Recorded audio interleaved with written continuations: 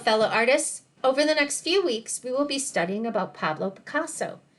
Even when he was a very young child, his father saw that he had a lot of talent in art and wound up giving him his own art supplies. At the age of 13, he was making many paintings and was already becoming famous. When he was a little bit older, he moved to Paris, France, where he studied to become an artist.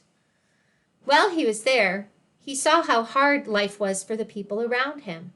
It made him sad, and many of his paintings reflect that sadness. This is called his blue period. You can see on the painting on the left why it is called his blue period. Later, as he watched, he began to see the joy in the daily lives of people. His paintings changed, and he began to use more reds and oranges to show happiness.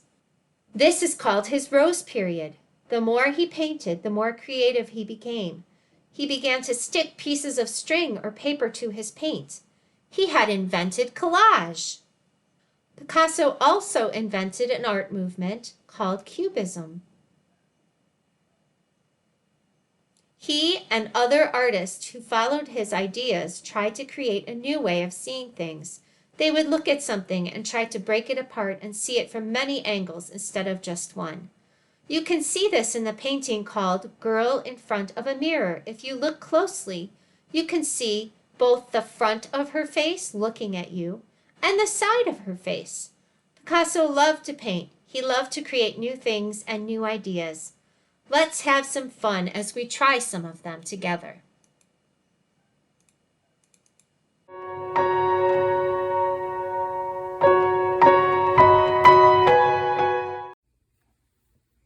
Okay, for our first warm-up, we are going to try something different today. Picasso was an abstract artist in the latter part of his life. Abstract means not realistic. He did not try to draw a tree and make it look like a tree, but he did use color, shape, line, pattern, texture to make beautiful art.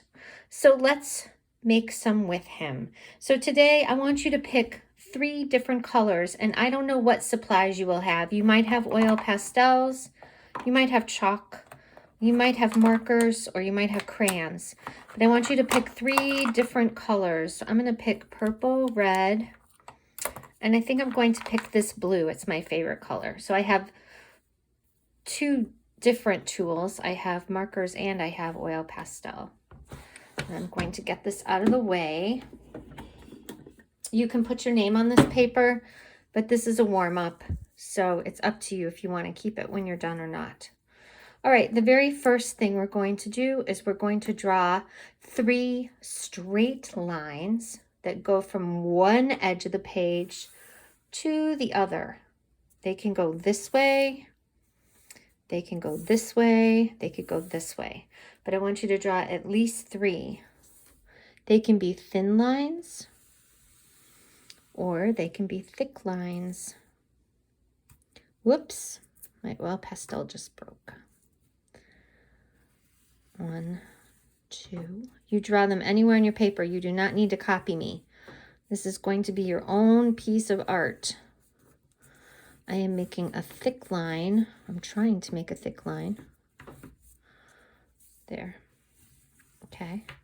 And then I'm going to make one more line here. I'm going to make this a double line. I like that. I think I might make another double line. I like how that looks. Okay.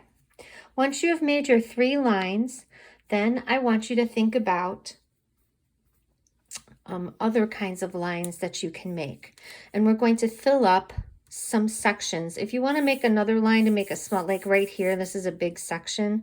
So maybe I will make another line here to divide this up.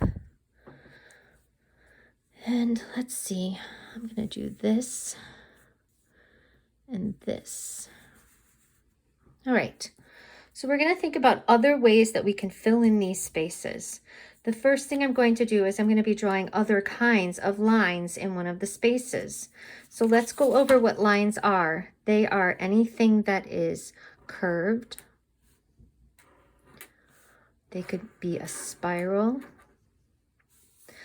Or you can have angle lines, lines that change direction but are usually straight except for when they change direction. Okay? So think of some nice lines that you want to fill up an area with. They could be curved lines like this, or angle lines. We're going to fill up the whole area. Just pick one part of your drawing.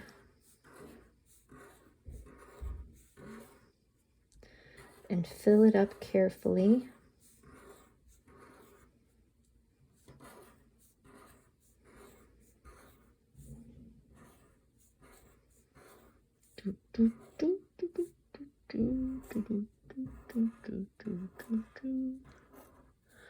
Sometimes I like to sing when I work. Okay. That is pretty much done. All right. Then I want you to pick another spot, and this time we're going to fill it up with shapes. A shape is any closed line. It could be like that, it could be like that, it could be like this. Okay? So pick a spot and fill it up with shapes. I kind of like this triangle. And I think I'm going to copy it, but I'm going to turn it so that my next triangle is a different direction. But you make yours however you want it to be. I'm just thinking out loud so you can hear me make my choices. You make your own choices. All right, so we have one filled with lines, one filled with shapes. Now we're going to pick one that's filled with dots. A dot is any closed shape that has coloring inside. It's closed and it's filled in. That's what I'm trying to say. It could be this, it could be this, it could be this. And this is running out of ink, so I'm going to switch. I think I will use an oil pastel instead. I think I am going to do some dots. Just old-fashioned dots. I'm going to make some go off the spot that I'm working on.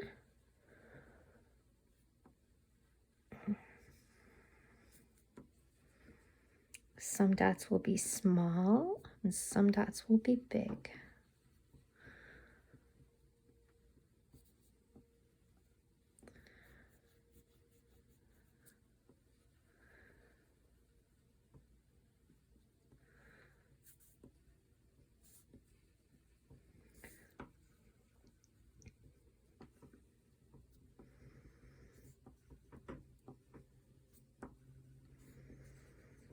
Okay, so we've made a curved line drawing, or maybe yours is an angle line.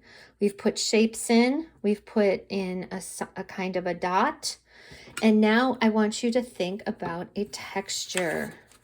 It could be feathers. It could be something like sandpaper. I want you to think about what that might look like when you touch it. You can feel it, but what does it look like? Okay, so we're going to make something that looks like it has texture. You might want to make sandpaper, and if that's true, you might want to find a small space and make a bunch of little tiny dots to represent the sandpaper. Or maybe you want to draw feather marks like this. Or maybe you want the texture of a leaf, which is similar to a feather. Okay, but I want you to think about something that has texture. That's what you feel when you rub it. That's texture. Oop, now I have crayon marks. What do they call? Crayon crumbs. Okay, I think I am going to make the texture of feathers. That's something I enjoy. Okay, so I'm going to draw straight lines here and here. in here to make the process a little shorter, and then I'm going to make the feathers. Maybe you want to draw your cat. Then you would draw the fur from your cat. You're going to fill up a whole space with something like fur. Okay, now I'm going to make the feathers. I want to give the idea that if you touched it, you could feel those little lines from the feather marks.